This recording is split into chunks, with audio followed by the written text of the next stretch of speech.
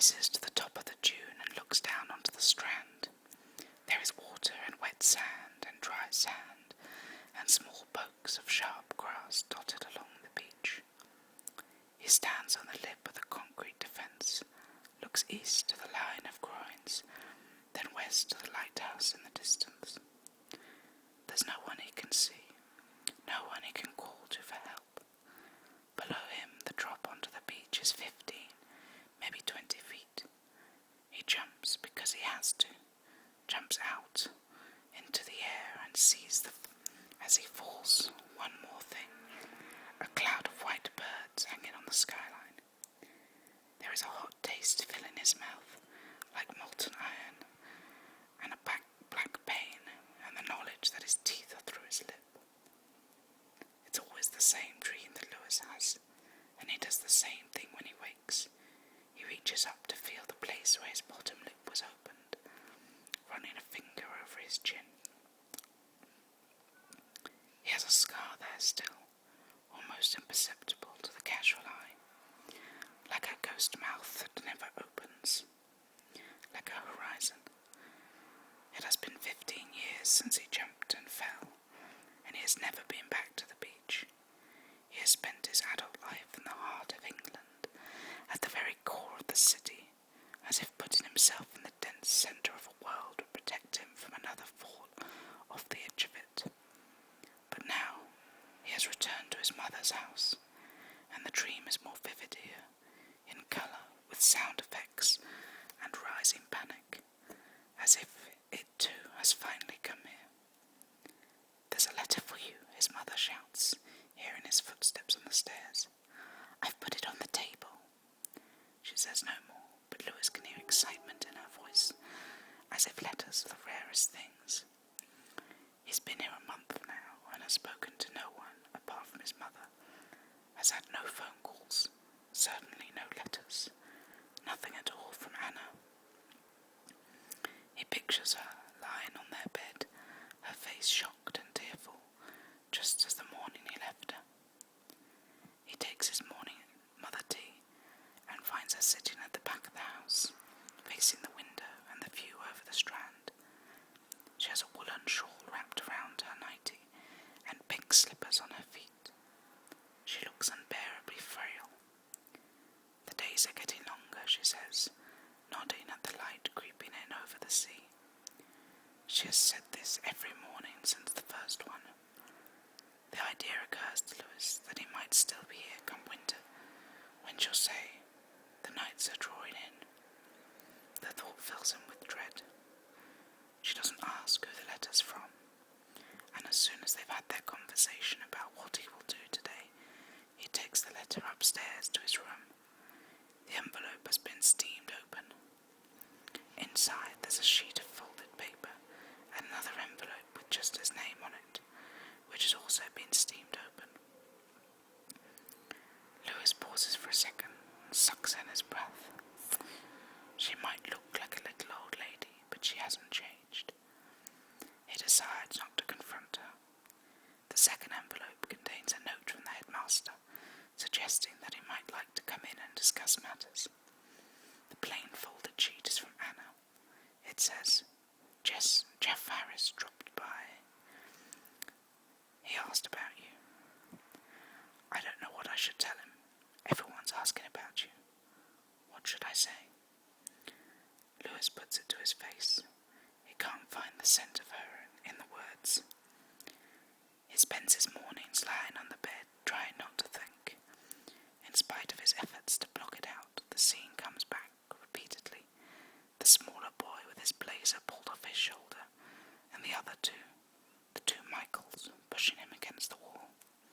There was blood on the boy's lip and dirt on his face, and paler tracks running down the dirt. He was making no sound. Lewis had seen him in the corridors with his new uniform, and his back bent from the weight of his rucksack. He didn't know his name then, although he would know it too well later. Paul Fry. He looked like all the other new boys at first. After a week they'd be kicking their rucksacks along the floor, their shoes would be kicked with mud, and they'd have a laughing, cynical look this stage. His shoes remained shiny, and his blazer was smeared with wiped-off chalk and streams of dried spit. His face wore a haunted look. There were a few like this every year. A couple of the male staff, Scott and Walker, had a nickname for them. They called them New Pins, and after a while, simply Pins, to denote the ones that would never fit in. They individuated the boys by adding to their nickname Ping, Pin Pong, Pinhead, and this Pin Up, on account of his pale, girlish face and curly hair. The burlier of the two Michaels was stroking Paul Fry's hair now, in a mock, affectionate, teasing fashion. When they saw Lewis, they retreated, laughing. Paul Fry didn't look at all grateful for this intervention. He straightened his blazer and turned away. Trying to sound like a friend, Lewis said, "Go and wash your face, son."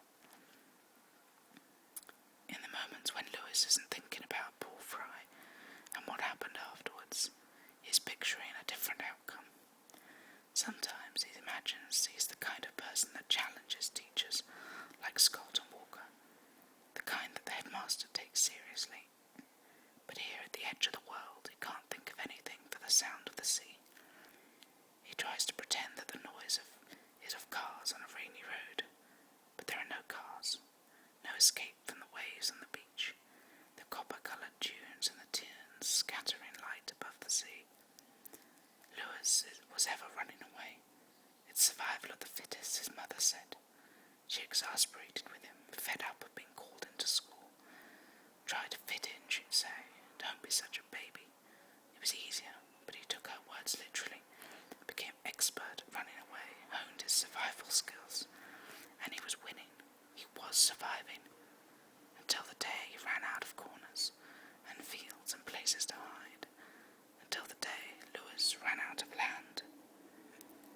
Lewis had asked for the headmaster for a meeting. He'd been keeping an eye on Paul Fry, observing but not interfering, and had made copious notes.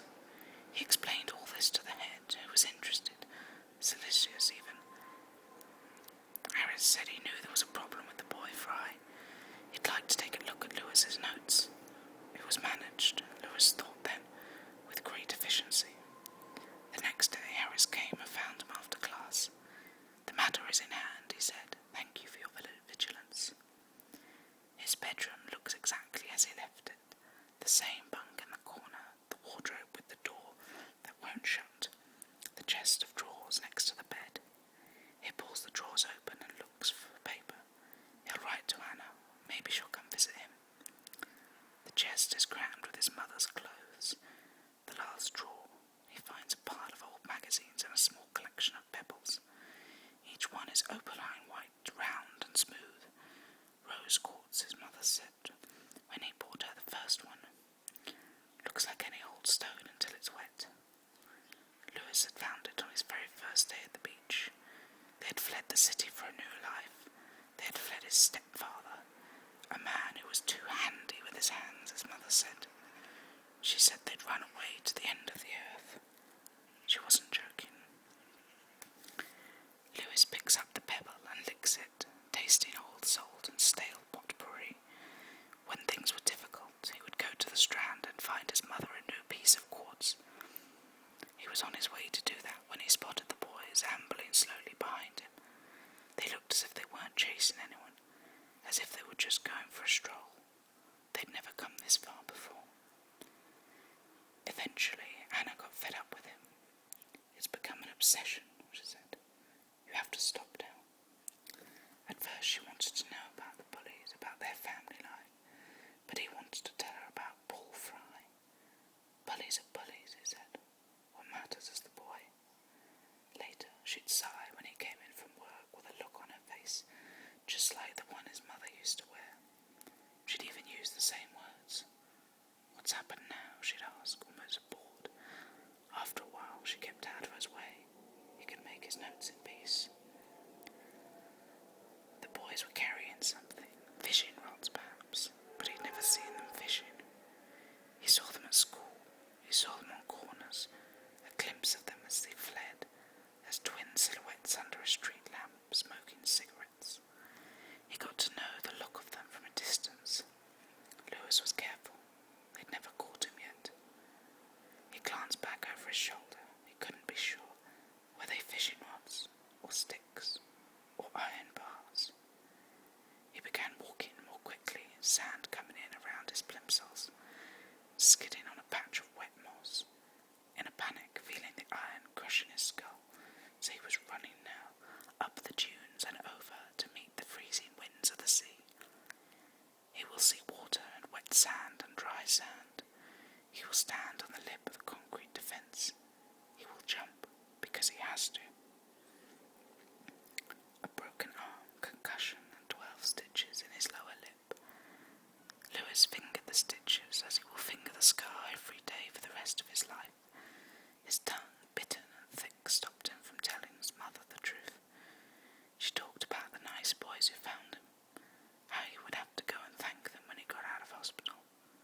If they hadn't been there fishing, you could have lay there till the tide came in. They saved your life. Even when his mouth healed and it was easier to say words, she didn't believe him.